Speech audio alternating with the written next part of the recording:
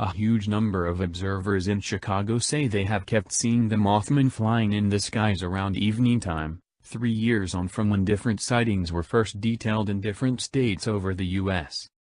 The Mothman is regularly portrayed as a flying humanoid bat-like animal with red gleaming eyes, and it is trusted that the presence of the frightful animal is a sign of a looming disastrous occasion. Vice.com reports, it was an ordinary summer night for John Amitrano, working a Friday move as security for Chicago's mainstream Logan Square home base The Owl, yet when we went outside, he saw something odd. I saw a plane flying, yet in addition something moving extremely unadroitly under it, he told Vice. It didn't resemble a bat to such an extent as what representations of pterodactyls resemble, with the thinness of its head and its wing shape. I recognize what fowls and what bats resemble. This thing didn't have any quills or hide, and it didn't fly like anything I've ever observed. Amitrano included that the thing he saw, which, as per him, had strong legs, a sticking tailbone, and a human-like shape, flew in an unusual swooping movement, undulating here and there. After it took off, he recovered his telephone from charging in the bar and messaged his better half and dear companions what had happened. I thought, this was the most exceedingly bad time on the planet to have my telephone charging, he laughed. What Amitrano saw that night was one of 55 announced Chicago's own sightings of a flying humanoid in 2017. Records have shifted from an extensive, dark, bat-like being with gleaming red eyes to a major owl or something that looked like a gothic foreboding figure or a Mothman. Most onlookers detected the being in flight, yet some especially aggravating reports nitty-gritty it dropping onto hoods of autos, peering in through windows, and swooping down at spectators. The claimed Mothman has caught the consideration of the city, from neighborhood media articles and rap melodies to Halloween ensembles and incalculable theoretical Facebook gatherings. Amitrano later observed something on Facebook about the sightings, and as he read more about it he reached Lon Strickler, a self-depicted Fortean scientist who's been incorporating the greater part of the Chicago sightings on his site Phantoms and Monsters. Strickler, whose book Mothman Dynasty, Chicago's Winged Humanoids was discharged a month ago, has been examining paranormal sightings since the late 1970s and cases to have seen both a Mothman and Bigfoot.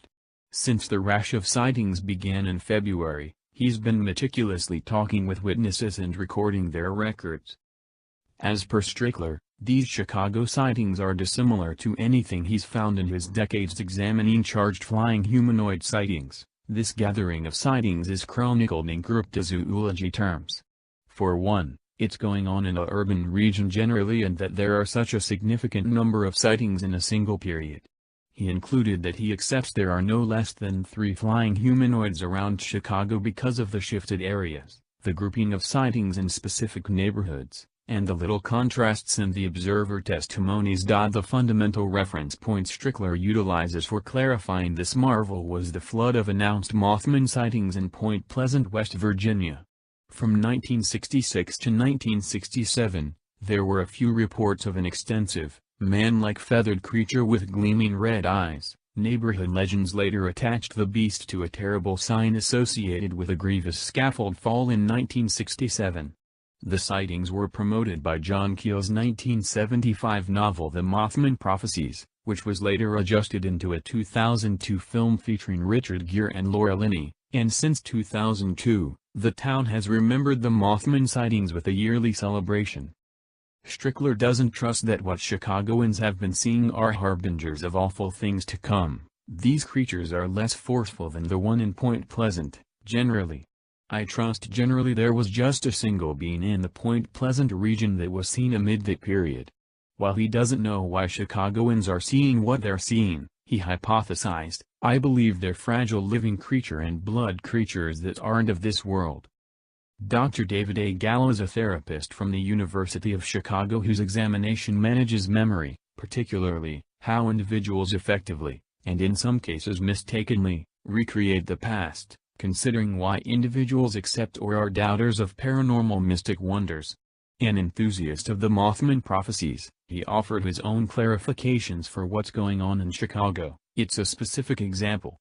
At the point when individuals are revealing sightings, The premise of information whereupon your paranormal scientists are gathering is all self-report, he said over a telephone call. He's not inspecting arbitrary individuals and inquiring as to whether they saw the Mothman, he's simply tallying the quantity of individuals that intentionally approach to report a locating. As per Gallo, the general population more inclined to visit a paranormal-driven site like Strickler's strength likewise be more disposed to have faith in, and hence witness the presence of, a Mothman. Thoughts regarding the heavenly can be socially transmitted and socially transmitted. At the point when occurrences of UFOs are accounted for in the media or spoke to in mainstream culture, more sightings happen. I've heard it called the Will Smith effect. But Strickler doesn't purchase that clarification. We have had not very many wrenches from what I can tell, which I believe is truly surprising. In the event that the media would have gotten on it more than it has, I surmise that we would have had more deceitful sightings. Such a large number of things could be diverse variables for why there's such a major uptick in the locating, Gallo expressed, including that he doesn't deny these witnesses saw something strange. There's essentially some genuine saw involvement, however in the event that there are gaps or holes in that unique experience, in some cases the brain can't fill in the holes. Because of this, Gallo cautioned, if something is recommended to them along these lines as a conceivable situation, like a Mothman or whatever, that individual may be slanted to fill in the holes with that. While Gallo's speculations for why individuals have been seeing this flying humanoid may help relieve the nerves of Chicagoans hesitant to gaze toward the sky, Amit Rano still trusts he saw something that night. The reason I said something in any case is that no one needs to state anything since they would prefer not to be seen as a wacko or an insane individual. That doesn't imply that those things don't occur.